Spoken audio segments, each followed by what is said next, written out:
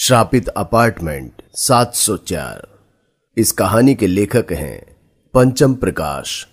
कहते हैं अगर मौत वक्त से पहले मिल जाए तो मुक्ति नसीब नहीं होती, और फिर यहीं से शुरू हो जाती है अशांत आत्मा के भटकने की कहानी।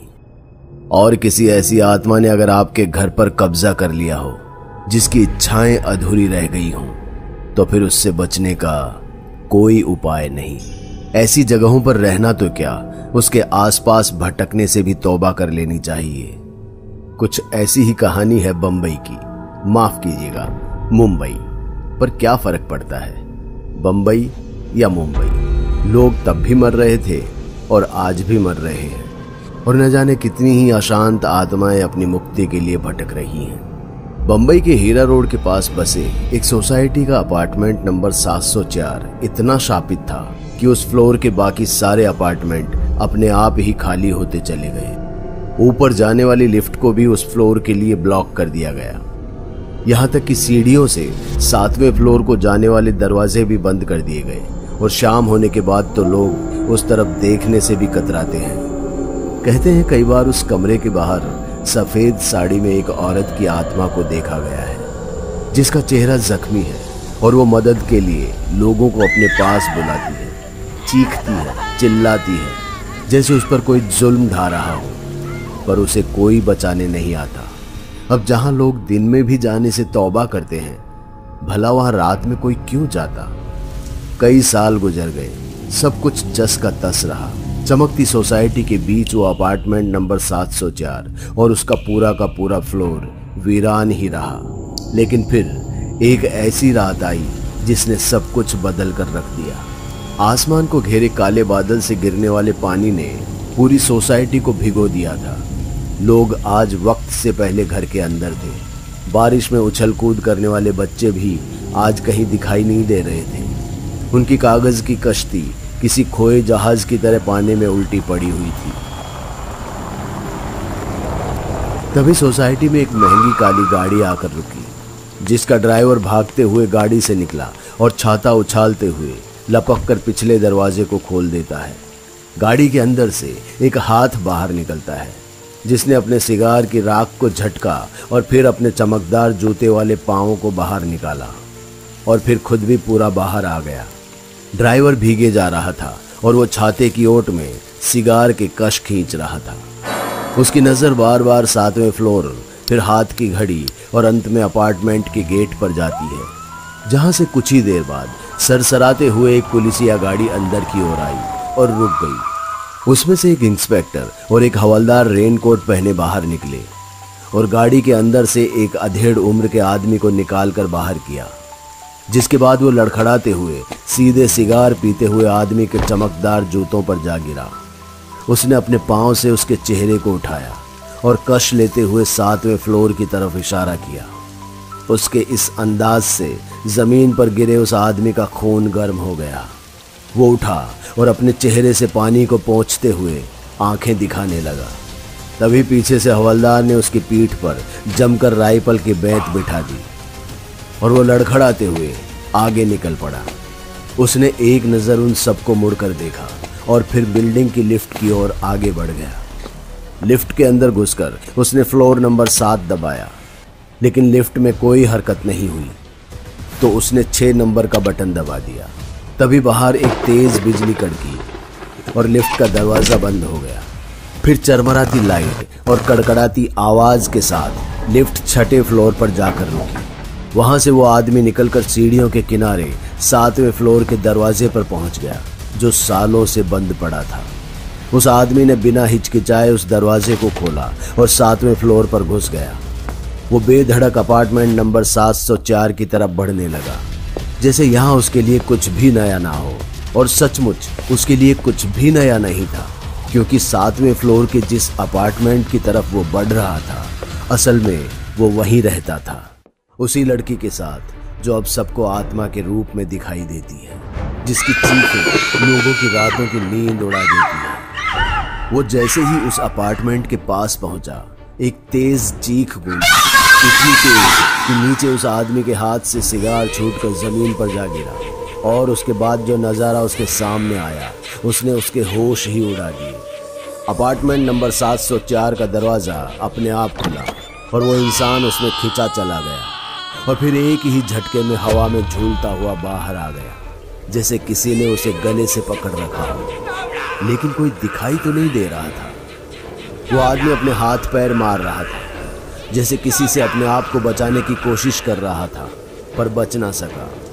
अगले ही पल एक तेज आवाज गूंजी और वो उड़ता हुआ 7वें फ्लोर से नीचे अपार्टमेंट के ग्राउंड के बीचों बीच आ गिरा, इतनी तेज कि उसके शरीर को तड़पने का मौका भी ना मिला और उसने अपना दम तोड़ दिया। सर से बहते खून ने अक्षरों का आकार ले लिया और तेज बारिश के बीच भी जमीन पर लिख गया, बदला बुरा हुआ, जो अगले ही पल बारिश के पानी के साथ बह निकला कि अचानक से वो आदमी छाते से बाहर निकला और जोर जोर से हंसने लगा। 7वें फ्लोर को देखकर हाथ जोड़ा और गाड़ी में बैठ गया और उसकी गाड़ी वहां से निकल गई। पुलिस ने एम्बुलेंस को कॉल किया और आसपास देखने लगे कि किसी ने कुछ देखा तो नहीं। तभी उन्हें 7वें फ्लोर के ठीक सामने वाली बिल्डिंग के एक फ्लोर पर तकरीबन 7-8 साल का बच्चा दिखाई दिया, जिसे देखकर वो इंस्पेक्टर घबरा गया, लेकिन अगले ही पल ऐसे मुस्कुराया जैसे बच्चा ही तो है। बच्चे ने पीछे मुड़ इशारे में अपनी दादी से कुछ पूछा तो दादी भी इशारे में उसे सब कुछ बताने लगी, क्योंकि दोनों ही बोल नहीं सकते थे। वो लड़का उसके सभी इशारों को समझ रहा था और सालों पहले की कहानी भी, जब वो अधेड़ उम्र का आदमी यहाँ रहने आया था अपने से काफी कम उम्र की लड़की के साथ। लड़की अनाथ थी तो उस आदमी ने उसे सहारा दिया और दोनों साथ में रहने लगे। इतनी बड़ी सोसाइटी में रहने के बाद भी उनकी किसी से कोई खास बातचीत नहीं थी, पर भला घर का कलेश कहाँ छुप पाता है। दोनों के झगड़ों पर अक्सर पड़ोसियों के कान रहते थे। दरअसल वो आदमी उस लड़की पर इस बात से नाराज था कि वो हर आने जाने वाले को उसे अपना चाचा या मामा बताती थी, ताकि उनकी एज डिफरेंस पर कोई मजाक ना उड़ाए। झगड़े तब और भी बढ़ गए जब लड़की उससे भी अच्छी कमाई करने लगी। अब वो आदमी बात बात पर उस पर शक करता, मारता पीटता और गाली गलौज भी करता। लेकिन जब इन सब चीजों से कोई फर्क नहीं पड़ा तो वो किसी मौलाना से ताबीज पढ़वा कर ले आया और उसे उस लड़की को जबरदस्ती पहनाने लगा ताकि वो उसके बस में रहे। लेकिन जब उसने ताबीज को पहनने से साफ इनकार कर दिया तो गुस्से में उस इंसान ने उसकी जान ही ले ली, और न सिर्फ जान ली बल्कि उसे टुकड़ों में काट कर ठिकाने लगा दिया। लेकिन जिन पड़ोसियों को उसकी चीखों की आवाज सुनाई नहीं दी, उन्हें भी उस लड़की की लाश से बदबू आने लगी और वो इंसान पकड़ा गया। वो तो जेल चला गया, लेकिन अपार्टमेंट नंबर 704 उस आत्मा के प्रकोप से शापित हो गया और देखते ही देखते इस सोसाइटी की मार्केट वैल्यू गिरने लगी। सिर्फ इसी सोसाइटी की नहीं बल्कि आसपास की सोसाइटीज की भी। और इन सभी सोसाइटी का मालिक एक ही था, सक्सेना, जिसके लिए इंसान की जान की कोई अहमियत नहीं है। पर भला वो एक आत्मा से कैसे लड़ता? इसलिए सालों के नुकसान के बाद उसने अपने गुरु का सहारा लिया और उसी गुरु ने उसे बताया कि ये आत्मा बदला चाहती है अपनी मौत का, उसकी मौत से जिसने उसे मारा। फिर क्या था, अपने पैसों के दम पर सक्सेना ने उसे जेल से निकाला और शर्त रखी कि जेल से निकलकर एक बार, सिर्फ एक बार उसे अपने अपार्टमेंट में जाना होगा, ताकि लोगों के मन से ये डर खत्म हो जाए कि यहाँ कोई भूत है। उस आदमी ने वैसा ही किया, लेकिन बीवी की आत्मा की बदले की आग में खुद ही झुलस गया और मारा गया। दादी और पोता दोनों बालकनी से नीचे देख रहे थे, जहां अब पहले से कुछ ज्यादा लोग थे। पुलिस वालों के अलावा एम्बुलेंस और एक गार्ड भी। इंस्पेक्टर उन्हीं की तरफ देख रहा था। तभी बच्चे ने इशारे में अपनी दादी से पूछा, क्या जो आदमी मरा है वो भी आत्मा बन अपनी मौत का बदला लेगा? दादी ने मुस्कुराते हुए इशारे में जवाब दिया, बेटा, मौत से सिर्फ मौत आती है, जिंदगी नहीं। इतना कहते हुए दोनों नीचे देखने लगे। तभी इंस्पेक्टर ने उस बूढ़ी औरत और बच्चे के बारे में गार्ड से पूछा कि आखिर वो है कौन? कौन बढ़िया और बच्चा साहब? वहाँ तो कोई नहीं है। हाँ, कभी रहा करते थे, आज से तकरीबन 3 साल पहले। लेकिन आग लग जाने के कारण बुढ़िया और उसका पोता दोनों ही भगवान को प्यारे हो गए। तब से तो वो फ्लैट बंद है साहब।